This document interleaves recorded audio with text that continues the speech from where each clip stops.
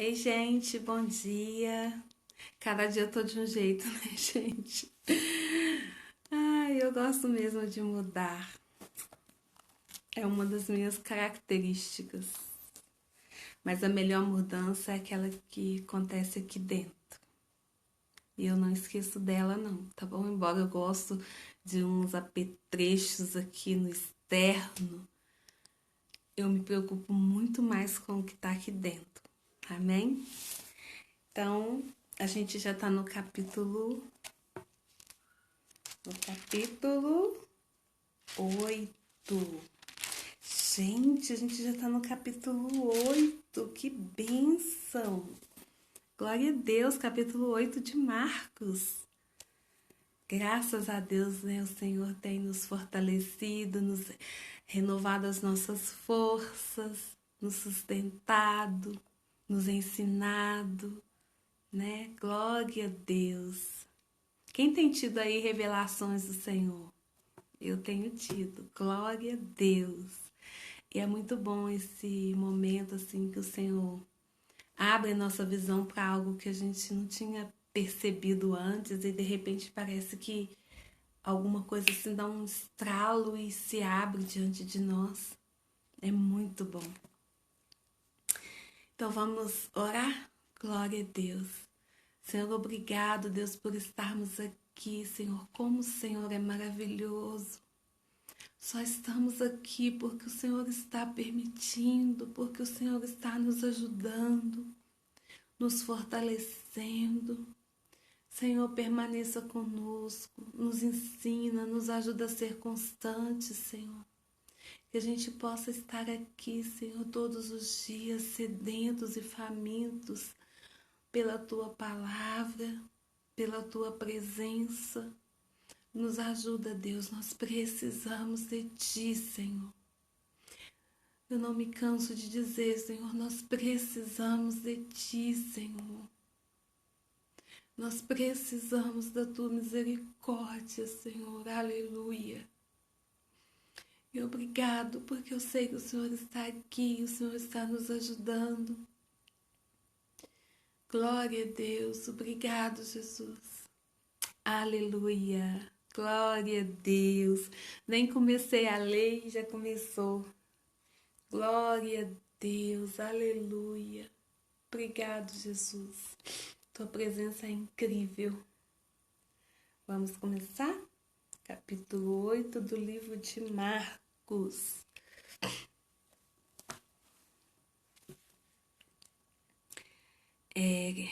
Versículo 1. A segunda multiplicação dos pães. Naqueles dias, outra vez reuniu-se uma grande multidão.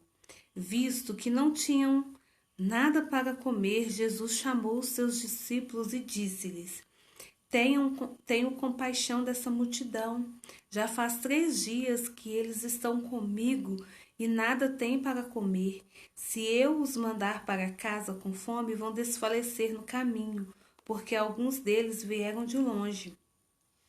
Os seus discípulos responderam: Onde neste lugar deserto poderia alguém conseguir pão suficiente para alimentá-los? Quantos pães vocês têm? Perguntou Jesus. 7, responderam eles. Ele ordenou à multidão que se assentasse no chão. Depois de tomar os 7 pães e dar graças, partiu-os e os entregou aos seus discípulos, para que os servissem à multidão. E eles o fizeram. Tinham também alguns peixes pequenos. Ele deu graças igualmente por eles e disse aos seus discípulos que os distribuíssem. O povo comeu até se fartar.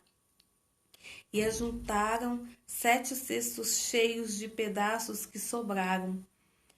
Cerca de 4.000 homens estavam presentes, e tendo-os despedido, entrou no barco com seus discípulos e foi para a região de Dalmanuta. Versículo 11. Os fariseus pedem um sinal. Os fariseus vieram e começaram a interrogar Jesus para pô-lo à prova. E pediram-lhe um sinal do céu. Ele suspirou profundamente e disse: Por que esta geração pede um sinal milagroso? Eu lhes afirmo que nenhum sinal lhe será dado. Então se afastou deles, voltou para o barco e foi para o outro lado. Versículo 14. O fermento dos fariseus e de Herodes. Os discípulos haviam se esquecido de levar pão, a não ser um pão que tinham consigo no barco. Advertiu-os Jesus: Estejam atentos e tenham cuidado com o fermento dos fariseus e com o fermento de Herodes. E eles discutiam entre si, dizendo: É porque não temos pão? Eles discutiam entre si, dizendo: É porque não temos pão. Percebendo a discussão, Jesus lhes perguntou: Por que vocês estão discutindo sobre não terem pão? Ainda não compreendem nem percebem? O coração de vocês está endurecido. Vocês têm olhos, mas não veem, têm ouvidos, mas não ouvem. Não se lembram? Quando eu parti os 5 pães para os 5.000, quantos cestos cheios de pedaços vocês recolheram? 12, responderam eles. E quando eu parti os 7 pães para os 4.000, quantos cestos cheios de pedaços vocês recolheram? 7, responderam eles. Ele lhes disse: Vocês ainda não entendem? A cura de um cego em Betsaida. Eles foram para Betsaida e algumas pessoas trouxeram um cego a Jesus, suplicando-lhe que tocasse nele. Ele tomou o cego pela mão e o levou para fora do povoado. Depois de cuspir nos olhos do homem e impor-lhe as mãos, Jesus perguntou: Você está vendo alguma coisa? Ele levantou os olhos e disse: Vejo pessoas, elas parecem árvores andando. Mais uma vez, Jesus colocou as mãos sobre os olhos do homem.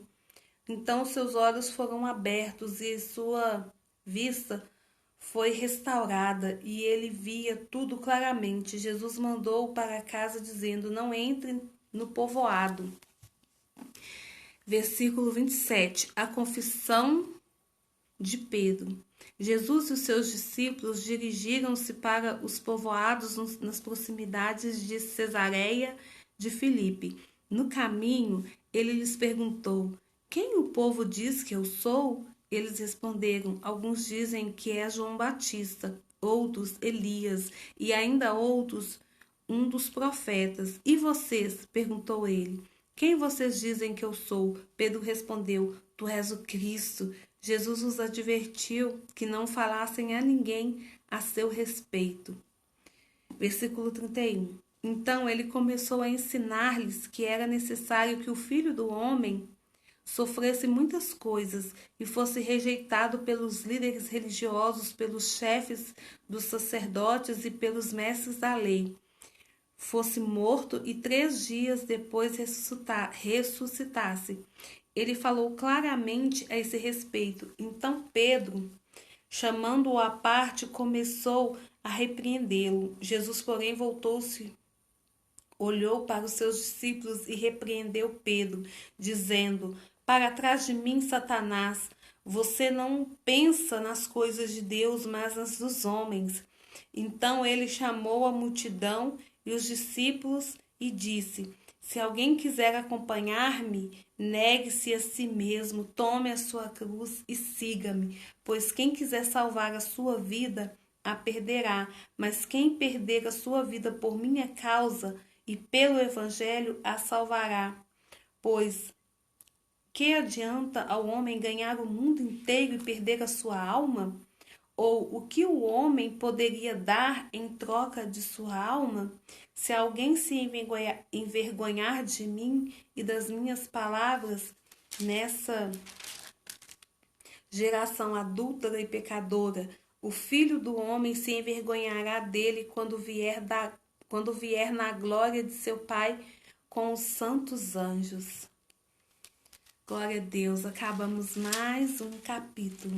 E eu vou ler aqui um pedaço do comentário da autora, que eu achei bem interessante. Agora é o comentário, tá, gente? Jesus honrava o que quer que seu pai lhe dissesse, independente do preço. Ele estava preocupado em agradar a Deus e não as pessoas. Às vezes ouvimos a Deus se o que ele diz não nos custar nada, ou se ele nos disser aquilo que queremos ouvir. Na maioria das vezes, se recebemos uma palavra que nos causa desconforto, agimos como Pedro e dizemos: Ah, não, isso não pode vir de Deus. Não podemos ter o que chamo de ouvido seletivo, prestando atenção apenas às coisas que nos agradam. Precisamos ouvir e obedecer a tudo que Deus nos diz através da Sua palavra.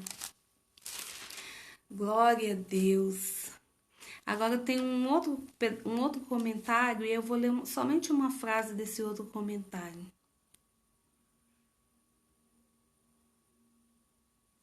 Algumas pessoas gostam de fazer com que o cristianismo pareça um fardo a ser carregado, em vez de um relacionamento a ser apreciado.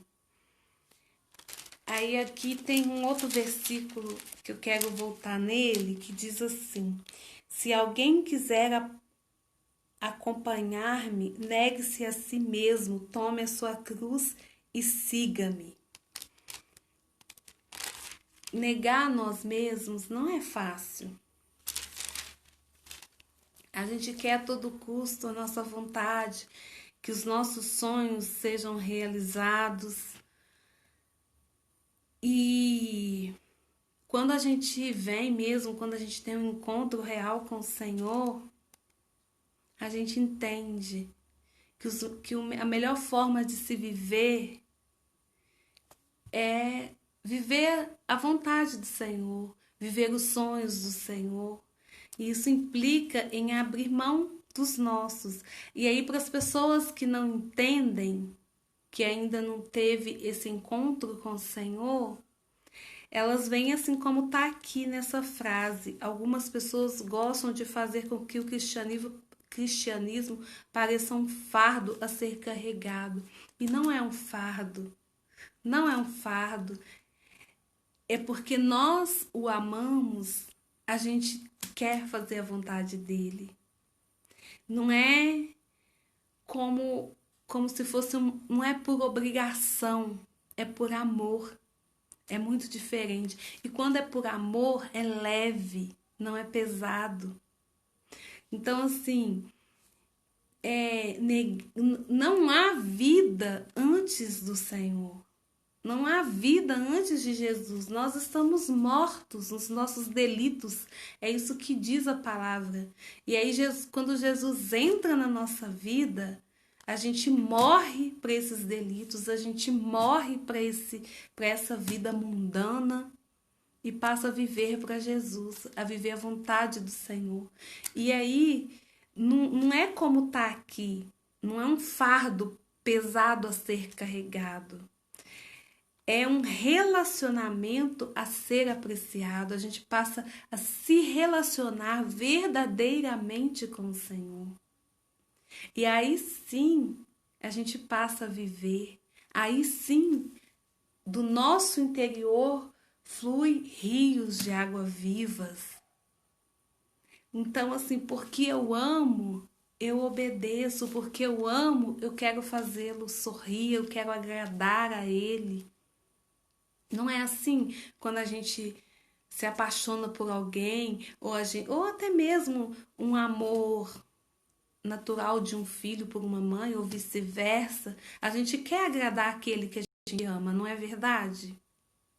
Então a gente não ama o Senhor sem conhecê-lo. E a gente só conhece quando a gente começa a se relacionar com Ele, através da sua palavra, através da oração. E aí não é um fardo. Aí é por amor. Então, assim, que eu e você tenhamos esse encontro diário com o Senhor, para que nada que a gente venha